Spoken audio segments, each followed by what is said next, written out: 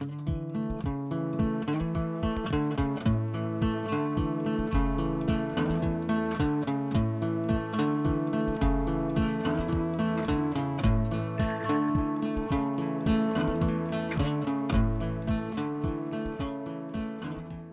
Anatoly, thank you very much for visiting us here at the iChess.net studios. Great to have you. Great to see you. Okay. Yeah.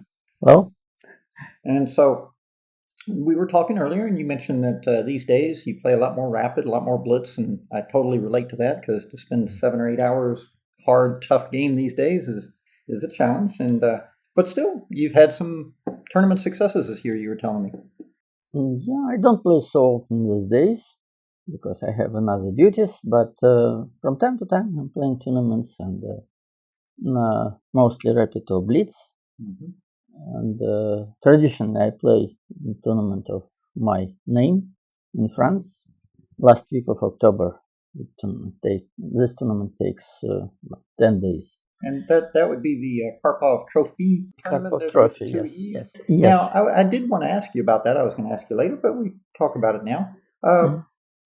So how long is that tournament going? I've been seeing since like 2010 or something? No. The first tournament took place in 1990, I think 1994. Oh, so a long time. Yes, and this tournament got my name with the initiative of organizers and French Federation, Chess Federation, because I played all tournaments. Mm-hmm. I'm the only one who played all tournaments since 1994. And then this year I played already match with ladies world champion Hou Yifan in China, and then I played another 2 short competitions. I won all of them. Mm-hmm. So it's quite successful till now. So let me ask you this. Of course, I think when I looked up on Wikipedia, it says that you were world number 1 for the second longest, something like 102 months. But in tournament victories, international tournament victories, I think you have just like a huge lead. The last time I checked, they said you had 160, but I'm thinking you must have a much greater total now. So no, international victories, I have now 185, not counting national. Okay. And so, wow, if you don't count national, that means you're not counting like Russian championships? No, I mean junior, national and championship of my territory, my city, on that level. So they started to count from the level of national master from 1966, but I'm playing tournaments from 1958. So, when they talk about great players in chess history, one of the things that they look at is longevity. I mean, of course, there's the peak, and there's also the longevity. And so, of course, 180 tournaments, who or what number is close to second? It must be a big gap. So actually, I don't know. This is task of journalist. But I think I'm leading maybe with 50 or even more victories. So, no, and of course, this also talks to like you and Kasparov, which is another story. Both of you, when you became world champion, unlike your predecessors, you guys played month after month after month. One or the other was playing. And if we remember in the older days of Botvinnik and Smyslov, once someone got the title, you didn't see him again and hardly, unless it was like maybe for 1 year or even 2 years, or Olympics, or time to defend the title. So of course you guys totally changed that paradigm, for the better. I mean, and then of course today we see our young players play all the time. So you're still going strong, still seem to be in good health, still playing actively, but unfortunately, in the chess community, we've lost a few grandmasters in recent years, and if you don't mind, maybe make a comment or summary your relations with some of them. So I guess first and foremost, in some ways, was Viktor Korchnoi, 4-time Soviet champion. You played 2 very tough matches with him. Even 3. Even 3. Even 3 matches. Don't forget. Okay. Don't forget 1974. Yes. Which appeared to be a world title match because I won that match and Fischer didn't appear, and so I became world champion. So you had a long history, and now he recently passed away, I think in 2016. In 2016, yes. I saw him a few months before his death, because that time he was feeling not so well. So you saw Victor a couple of months before? Yes, I was for the opening ceremony in Zurich very strong in the international tournament. I was invited as guest of honor, and Korchnoi was invited as well. And so I met him. He was in handicap chair, and so he didn't feel so well. But it does seem in later years you had good relations, because I know when we had your big birthday celebration at the famous hall in Russia. Bolshoi Theater. Oh, of course, the Bolshoi Theater. That he was kind enough, and he made a nice tape, congratulating you. And so I guess by that time your relations with him were already, No, we improved our relations, and even, which is not well-known fact, Korchnoi played 3 years for my team in Russian team championship. He played for South Ural team, and he was the only foreigner who played for that team. All the rest we had grandmasters from South Ural province, Chelyabinsk province, my native province, and Korchnoi was the only one who came from outside. Okay, and so long history with Korchnoi. He was a great fighter. You mentioned, I think, in your master class that he was one of the great counterattackers of all time, and not just to make a draw, but he was trying for the full point. No, he was grabbing pawns, poison pawns, and then he tried to defend, and then with extra material, he won many games like this. So, in my view, in chess history, just to put him in perspective, I'd always considered that probably Akiba Rubinstein was probably the greatest player not to become world champion. But I guess one could also make an argument that Korchnoi would be up there in the very short list as well. Yes, he was one of the biggest fighters, and I could say, who played always for win. Bent Larsen was playing always for win. Unfortunately, he passed away as well. No, but also with Bent, I don't think he reached. Well, he lost the match to Fischer, of course. And then after that, how far did he ever? No, but before he lost match, he lost match with Spassky, but also on the very highest level, on the very high level. Well, now speaking of Spassky, he's moving on in age, and how's his health? I don't see him playing so much these days. He had 2 strokes, and but now he's recovering. Even he can speak now, because for a short time he couldn't speak normally, but now he can speak. Okay, and then another player I wanted to ask you about was actually a friend of mine when I was very young and came to New York, and but a bit of a how would you describe interesting and unique personality is Father Will Lombardi, of course. Yeah. He recently passed. He looked, I was in very good terms with him since long time, and I understand you guys used to play backgammon, in fact. And we played backgammon, and we discussed chess tournaments, and of course chess history.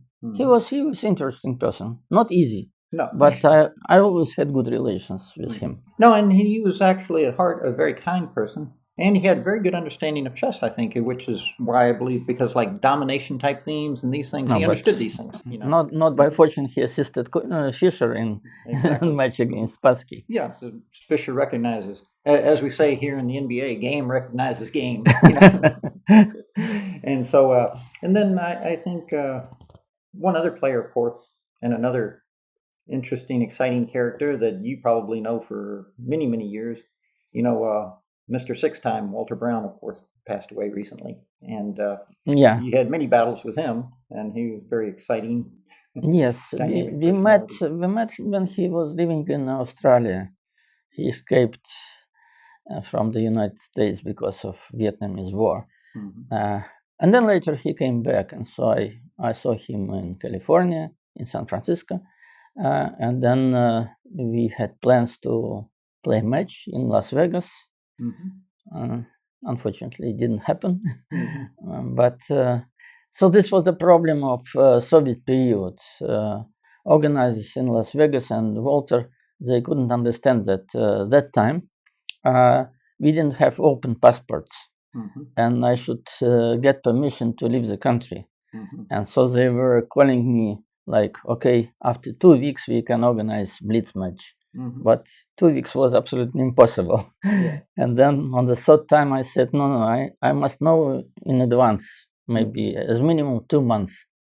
then I can be ready for the match. Otherwise, we were in very good terms also with Walter. I remember the first tournament we played. No, actually not the first, but the first tournament we had time together in Amsterdam in 1976. It was jubileum tournament for Professor Oewe. And this was tournament of 4 players. And actually that time we played in the museum. And nowadays, so we organize chess tournaments in different museums. But that time it was unique. In Amsterdam, we played in museum. Should be very nice. Yeah. Now, in recent times, they had the candidates in this bus station or railway station in Germany. This was very bad, very bad sight. Yeah. So before we leave these players, I think now we can take a look at Fischer, and so a couple of questions there. And first question would be, I'd like to discuss the same about Kasparov and Carlsen afterwards, if you don't mind. But first off, what made Fischer so good? And of course, relative to his peers, he was, class better. No, he was fantastic hard worker, and he made everything by himself, and so he understood chess very well. He knew chess theory deep and well. He made his own analysis, and he was a big fighter. He played for win each game, and that time it was not so often. I remember world champions, especially Petrosyan. He was ready to make draw almost each game. Especially with black, Especially with black, yes. Yeah. And even I didn't see, but people told me that in the tournaments, after drawing of lots, so Petrosyan was making his own how to say projections, yes. And so he was putting, okay, with this player I make draw, with this player I try to win, or with this I win for sure. He's like pre-filling in the scorecard. Yeah. Before you even shoot the round of golf, you're like, okay, I'll get a 9 and 8 and 7 and 4. Yeah. Okay, very good. No, and so then the next question, of course, we can talk about this now. A few years after the match, or even shortly after the match didn't take place, a few players started noticing you started playing like knight f3 on the first move and maybe d4, and some players speculated maybe you were looking to kind of neutralize Fischer's tremendous drive for sharp positions. And so that brings to mind, what do you think it would have taken to beat a player like Fischer? No, I made preparation, and I was ready to play sharp variations in Sicilian defense, and I realized, or I understood that without these variations, I could lose advantage of white pieces, and so I prepared the things. But in general, later on, I felt that I can better control situation on the chessboard with d4 than with e4. With e4, sometimes you enter to traps opening preparation, in home preparation, and then but with d4, so you have better and positional control. And no, I totally agree with that, because sometimes I found as well that when I play e4, you reach certain positions, especially like in Sicilian, where you have to play a move. You have to play f5 at just the right moment, or e5, and that moment passes, and then you win or lose. Yeah, and whereas with d4, sometimes, okay, you can build, maybe you build, and it's not, necessarily the end of the world if that exact moment you don't play the break. And so, no, actually, not only this, but for instance, when you play with a weak player, then you don't want to play forced variations, because at home, especially now with computers, you can make preparation, and then you have no choice during the game. And that's why I don't play forced variations. But also with a strong player, you have the same idea that so somebody can use computer and make longer variation, longer analysis than you do, and then you just miss your chances. Now, the other thing too, sometimes if you're playing low-rated players and you play a forced variation, even though they don't see everything in advance, but move by move, they kind of stumble their way through it, and then they find a way to almost save the game. So, yes. Whereas, actually, Kasparov touched on that, is that Botvinnik really had to work with him to make him become patient and just kind of let the guy have a chance to play. Gary, you're like forcing things too much, you know? You're not giving the guy a chance to show his true ability. Yes. Whereas for you, you've always, from the get-go, you've always been very patient. Even when you were very young, you had very long in-games and so forth, you know. So, and then also, I remember after Fischer 20 years later played, and I kind of feel like he sort of played Spassky 20 years later because kind of a known subject, and Fischer had tremendous fear of losing and so forth. And you did point out, look, Bobby played well the first couple of games, and he did win the match, and he did win 10 games, but he also lost 5 games. And so I think a little bit in looking at those 5 games that he lost, you could see a little bit of where Fischer might have been vulnerable. What do you think? No, but you talk about 1992 match, yes, 20 years past. Yes. No, that time, unfortunately, I think they played only one game when both were in good shape. Otherwise, Fischer was losing without too much resistance, and Spassky more often entered in such situation. But if we talk about 72, that match, famous match, which was one of the most historical moments in chess. So even that match, they played on the highest level, maybe how many? 12 games of that match. And then later they were exhausted, both were exhausted. And then they made mistakes, and so each game, maybe each second game could have different results. Yeah, and of course, by the time you reach that stage of the match, Fischer had a huge lead, you know. So no, then he won with 21 games. Yes, plus he had +4. Yeah.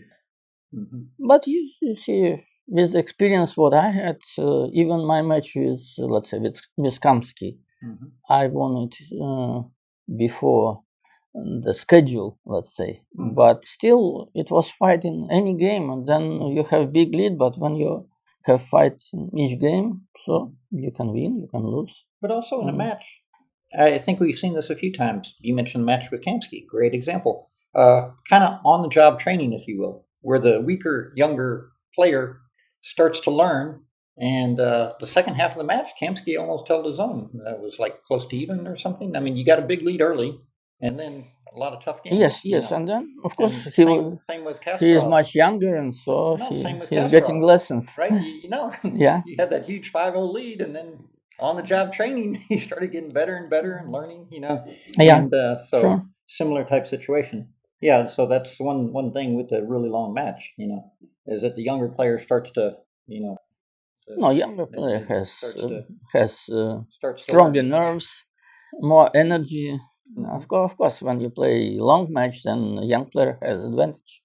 Okay, so a couple of the same questions regarding Kasparov. Now, of course, much later in his career, and he's retired a couple of times, I guess, officially, but he still plays blitz and rapid, and it seems that the game has changed a bit on him. So first off, 15 years ranked number 1, and you guys had so many matches for the World Championship, and so what would you say were his real strengths in terms of chess? No, with computers, so he was the first who explored these new technologies in chess, and then he had big advantage in chess openings. But later on, he lost this advantage, and so this I believe was very unpleasant for him, because nowadays, even with middle level grandmasters, he is on the same level of opening knowledge. But he used to play with a big advantage from the beginning at home, and now he doesn't get it. and of course he has less energy. Probably nervous system is not so stable like it was before, and his style required a lot of forces and a lot of energy. High maintenance style. Yeah, and so of course it's more difficult because he is 55 already. So he's unfortunately he's not young. Well, ironically enough, I actually find with myself, for example, still play blitz at a high level because you're not sitting there for 5 or 6 hours with all that nervous energy. So I still find play blitz probably at a much higher level now than like if I had to play long, grueling tournament games. Yeah, might happen. And so for you, like you play blitz, you play active chess, and pretty much the same with Gary now. He plays blitz, he plays active chess, from what I've seen, and that's interesting. So now, in terms of weakness, what it would take to beat him? Well, I guess we saw the match with Kramnik was the first human, to beat him in a match, and then you beat him in a short match in 2002, and so in terms of his weakness. And what did you kind of feel were his weak areas? Oh, this individual. For me, it would be weakness. For another, it would be strong side.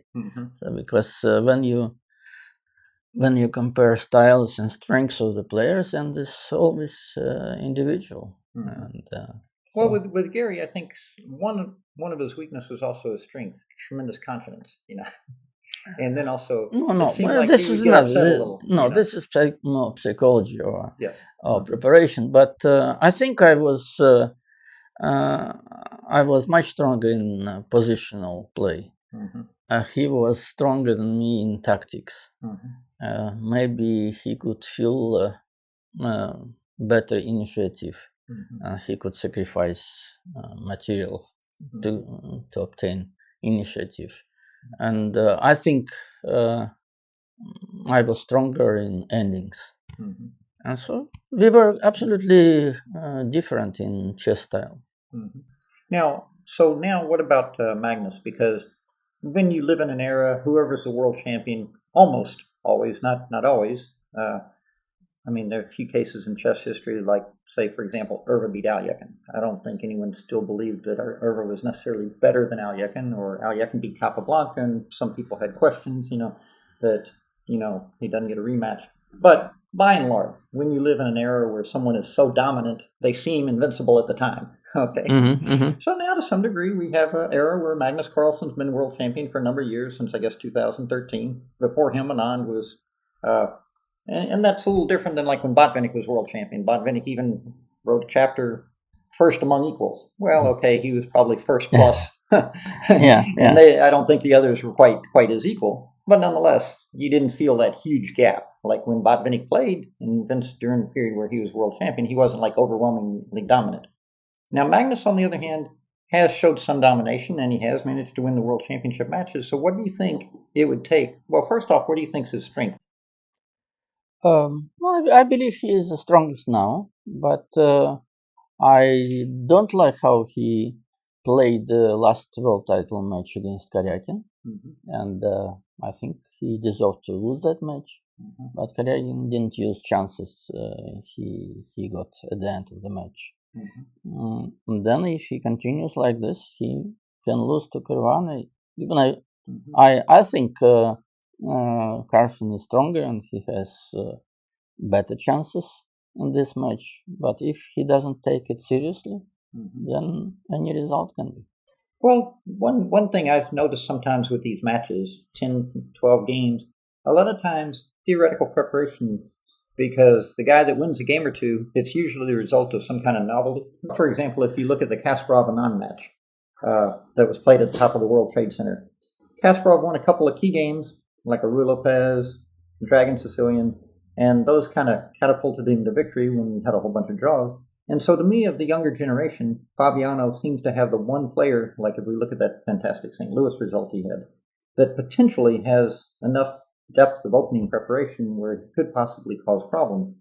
But, this is a strong part of his style and his preparation. And Carlsen doesn't have such deep knowledge in the openings. But Carlsen is more stable, and he plays better quick chess or blitz than Caruana. Even Caruana showed last tournaments good form, but still I believe Carlsen has advantage in this type of chess.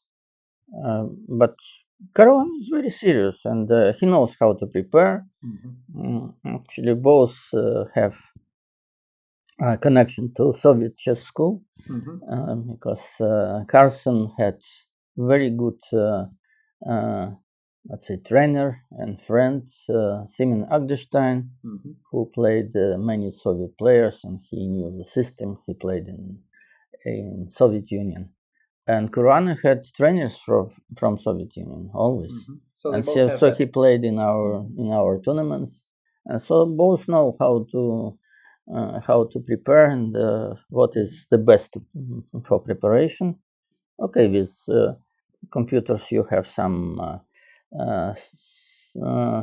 special forms, new one, but still the main preparation system is remaining the same.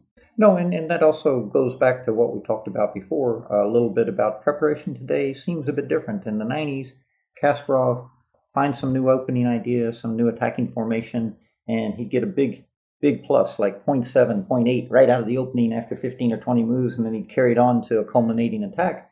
Whereas today, it seems like a lot of the top players, when they look at their opening preparation, it's more about getting positions they're comfortable in, And I see this time and time with Magnus, and to some degree, Carlsen's play relies a lot on intuition. And I think Kasparov even compared him to, a younger version of Karpov, in terms of getting positions where it's not real clear what the plans are. You have a lot of choices of plans, and just kind of giving the opponent enough time to, find the wrong way. Yes, I agree. But also, I think Carlsen can play new variations without opening advantage, and Caruana seems to be like Kasparov. He likes to know the systems he will meet during the game, and everybody prefers to have starting advantage. But Carlsen is not so much dependent on this. Yeah, he seems more interested. Well, actually, very interesting, and maybe one game we'll look at is this game that they had at Altibox recently. They played early in the tournament. Magnus was white. He got a position where he's like, okay, if I was black, I would be feeling this is good, this is comfortable, but with white, do I really have any advantage here? I don't know. And then a few moves later, it seemed Fabiano didn't make the most of his chances and started to drift and kind of went wrong and lost. And so Fabiano lost their individual game, but then he did very well toward the end and still managed to win the tournament. But yeah, I think that kind of speaks to your point. And then we saw another game that Fabiano lost to Karjakin, where quite okay in the opening to Petrov, and then he allowed this exchange sacrifice in a situation where Karjakin had to win, and so it seems a little, like he can occasionally kind of go adrift if it's not known territory for him. Yeah. So, besides Fabiano, and just as an aside, America, this is a bright moment in American chess where, we won the Olympiad. We had three young stars rated in the top 10. This hasn't happened since 1930s. For a long time. For America to have three top 10 players, top 12 players, with and very, very strong team. Yeah. I remember, the strongest team was when Fischer was playing, but mostly because Fischer dominated that time. Well, the all-time great team, of course, was the Soviet team that had you on 1, Kasparov on 2. You had Tal, I think. You had Smyslov, and who else you had? Not only when Kasparov came, but before Kasparov.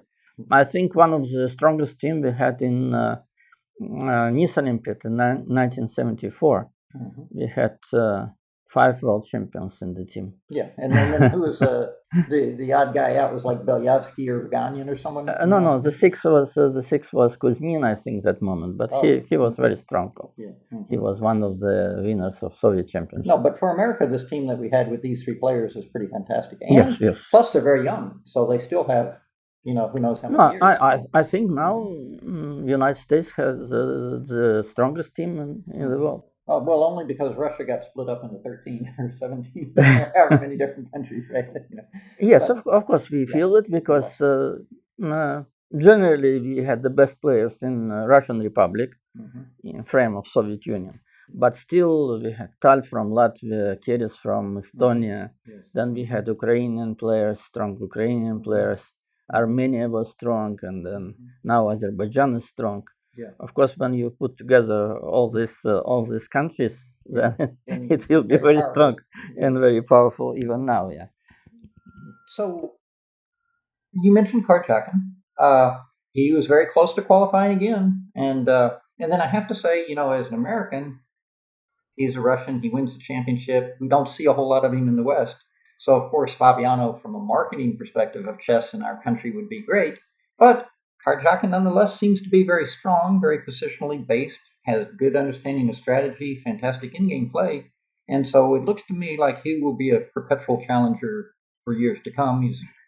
Yes, and for a long time already I expected him to be one of the main candidates for world title. Mm-hmm. But I think he missed something maybe 6-7 years ago, because he was growing up very, very fast.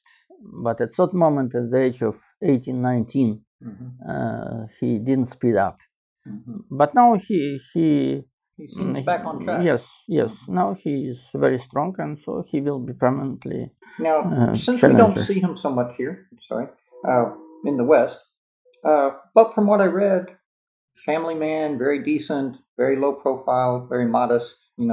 Are those kind of your insights into his personality? I mean, we don't see too much of him here. No, he's a nice person. I have very good relations with him, and from time to time we play blitz games, friendly blitz games, because not open, it's closed. But and we are friends for many years.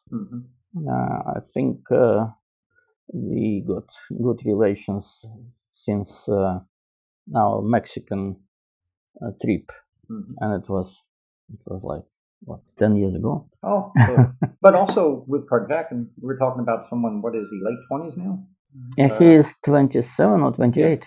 But what people don't realize is he and Magnus Carlsen were among the youngest grandmasters ever in the world. I mean, he was like something ridiculous, like 14 years old or something. 13 years, 10 months, something ridiculous. Yeah. So clearly talent, no question. Now, speaking of which, who else do you see on the horizon? Like, for example, in our country, we have a couple of young kids, A. Wonder Ling or something. And I listen to the kid, he's like 13 years old, but he's like explaining things like amazingly well, So do you see any other talents on the horizon, that potentially could be? I don't fall so close. And the young talents, maybe in my country. But new countries, China is getting strong. Of course, they took leadership in ladies chess a long time ago. I think Xi Yun became world champion in the mid 1985, I think. Even then? Yes. And now the reigning world champion is Chinese. But in the men's chess, they're getting stronger and stronger, and even they could win Olympiad. Well, Daring Ling now has cracked like the top 15 or something. Yeah, right? yeah. And if you look at the numbers, like say you take the top 200 FIDE rated players in the world, a large percentage are from India, the influence of Anand, of course, and from China, and then the U.S. new countries gets a sprinkle on the chess map. Well, in terms of that, someone once asked Bill Gates, what company are you afraid of? He's like, the companies that exist, none. The guy I'm afraid of is the 10-year-old kid working in his basement by himself. That is the guy who could threaten our future, And so it is with chess, where the players are getting fantastic at younger and younger ages because, the tools are so much better, Yes, information is much easier to get. and of course you save time. So Anatoly, we're not going to talk about Putin-Trump politics, if you don't mind, but chess politics. And it's interesting, it comes in a year when we're going to have another Olympiad and a World Championship, I guess, soon. And so right now in FIDE, you yourself were in 2010, and Magnus Carlsen even supported you and so forth. Yeah. And so we have a year with FIDE elections. Looking at the FIDE website or some such news service, I saw Macropolis got nominated by 64 different federations. And then you have Arkady Dvorkovich, yes. He got nominated by like maybe 12. And then, of course, Nigel Short, another exciting character, a friend of ours, but an exciting person who's very outspoken, you know. Yeah. A little controversial sometimes.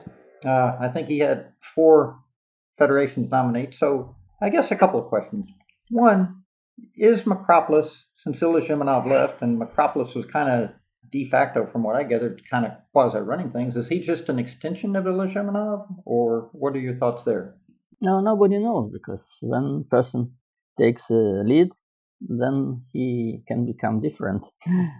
Of course, it was one team before, and then I don't think Macropolis will be for a long time. Nowadays, in this campaign, Macropolis probably has better chances because he is better connected with different federations, especially small federations, and they have majority during campaign. But still, Dvorkovich is quite active now, and he has chances. He has new ideas, and I think financially, federation would be more healthy with Dvorkovich than with Macropolis. But this is another story. Well, I like the team that he selected. He selected a number of grandmasters, I think, to be on his team. Yes, but politically, from the chess point of view, politically, Macropolis is stronger. He has stronger team. But Dvorkovich has more professional team. More chess players, professional chess players. Can you give us a little insight into his background, because he's not a familiar figure, to players in the West? First of all, he's from chess family. His father was chess journalist. His father was chess arbiter. But in the childhood, Dvorkovich didn't show interest in chess, and he started to organize something when his father passed away. So as a memory for his father, and then he made chess school for kids in Moscow, and then he was involved in Tal Memorial tournament in Moscow. And then now he has some projects about developing youth and school chess in the world. Professionally, I don't know how deep he understands the problems what we have in World Championship system, but I think he will have to make changes. And actually, our problem started with not well thought experiments which Ilya brought to the chess world. Now you're talking about in the late 90s when he wanted to switch away from this knockout system, then very short matches for world title, which was not very clever. But at that time, Ilya was fighting with the prestige and the strength of world champions, and he came to FIDE as a president, and he thought that he would be like Juan Antonio Samaranch in Olympic Committee, like the gods. No, but in chess he realized that the world champion is much more important, and the world champion has much more influence. And so Ilya started to destroy this situation, and he wanted to be god in chess world. So he wanted to undermine Unfortunately, it didn't happen. But he destroyed a lot, on this direction. And fortunately, he will be out. So I cannot say, I can claim that everything what he had done was wrong or negative, but he damaged chess for a long time. Now let me ask you this. So years ago we had a presidential election in our country where the Democrats had 40+%, and the Republicans had 40+%, and so one billionaire, Ross Perot from Dallas, I think, decided, I'm going to run for president. I remember. Yeah, he got about 10 or 12%, and so he actually, even though he was so far behind the others, kind of became the swing vote, if you will. Okay, he tells all his supporters to go there, and so in some ways, ironically enough. And so now you said that, well, Nigel Short may possibly be in this situation because I see Nigel is way behind the others. Nobody believes Nigel has a realistic chance of winning, but he's very outspoken and charismatic. And some people, well, I think even the U.S. Chess Federation has Ruth Herring on his ticket. And so they're actually planning to vote for him. Now, of course. No, but, situation is quite strange because in the ticket of Macropoulos, they have Malcolm Payne. Yes, I saw. Who is delegate of British Federation for the Congress. And Nigel Short is candidate for president. So this is very unusual for chess world. Yes. So it is strange. But do you think it is even possible that Arkady and Short could garner enough support between them to actually, win the election? No, I don't think that Short has possibility to send his votes to one or another camp. You don't and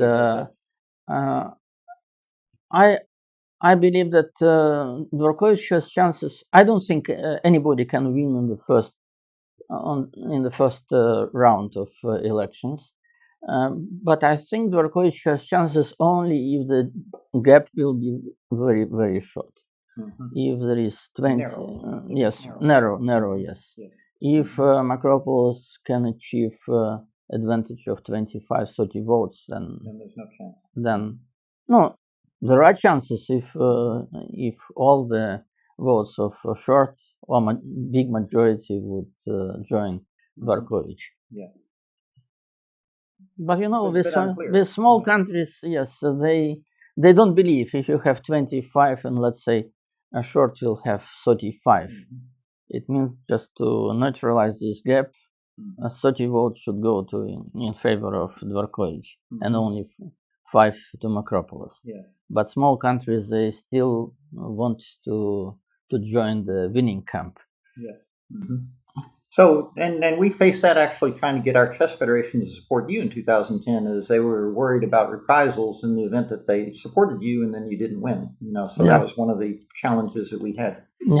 And of course, that brings to mind one of the issues about the whole FIDE election system: one country, one vote, which sounds very democratic, but then you're talking about countries that are powerhouses like China, India, Russia, the U.S.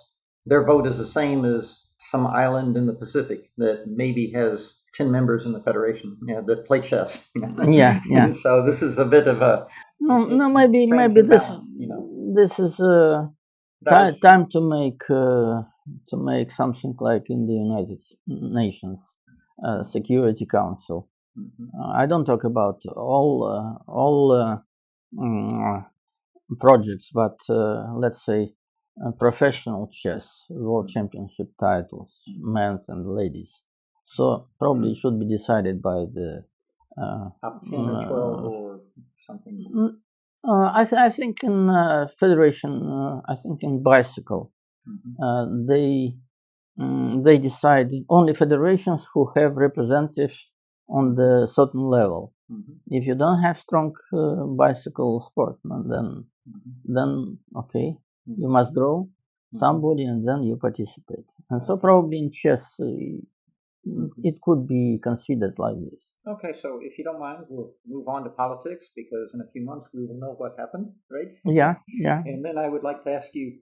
Less than few months. Okay. Yeah. 1.5 months. Okay. So then, if you don't mind, I'd like to ask you two fun questions. Okay. Yeah. If we had a time machine and you could go back for 3 days or a week, any time in history, which chess player would you like to spend time with and go back to visit? Of course. No, actually, I met almost all world champions whom I had chance to meet. Because Stanitz, Alaska, Oleg and Capablanca, they passed away when I was born.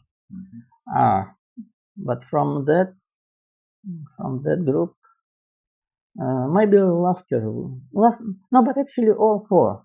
All four would be very interesting to meet. Alaska on one.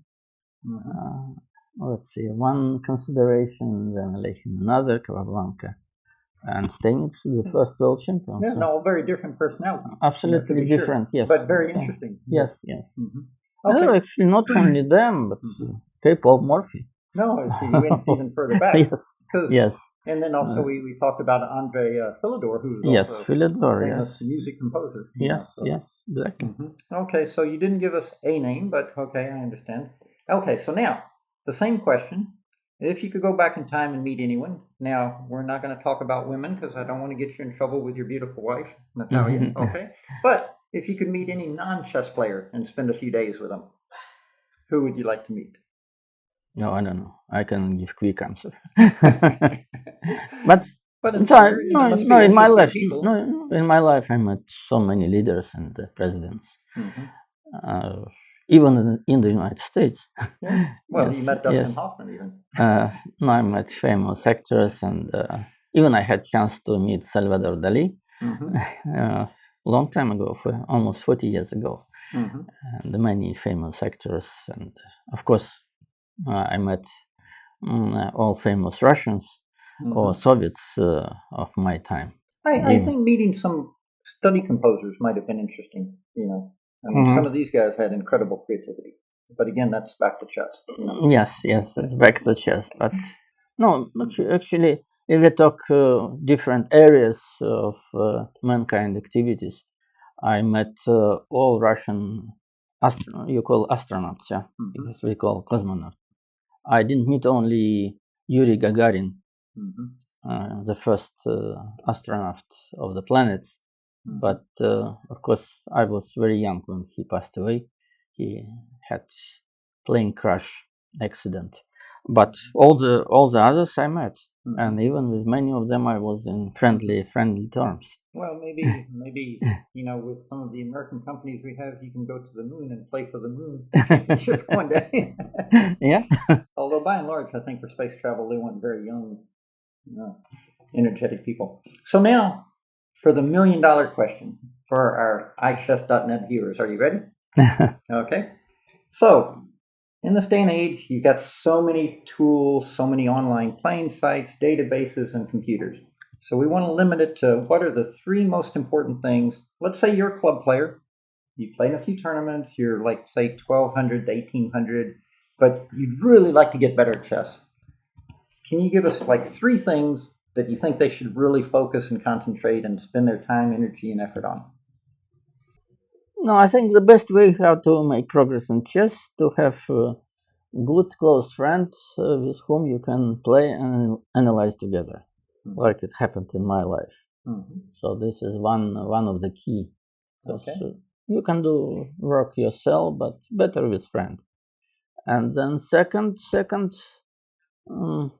take chess serious and analyze your own games. Okay. First thing, don't repeat your own mistakes, and then to study preparation and to understand how to prepare, and then not the last. You must be confident in your strengths when you start tournament. If you believe you are not the strongest, you cannot win, then you will lose. Okay. No, that's great. Thank you so much for spending time with us, and I appreciate your openness and willingness to answer so many questions. And I'm sure there are people that, why he didn't ask this question, why he didn't ask that question, but they can feel free to send them in, and we'll try to get them some answers. Yeah. Thank you Okay. again. Yeah. Good luck to everybody.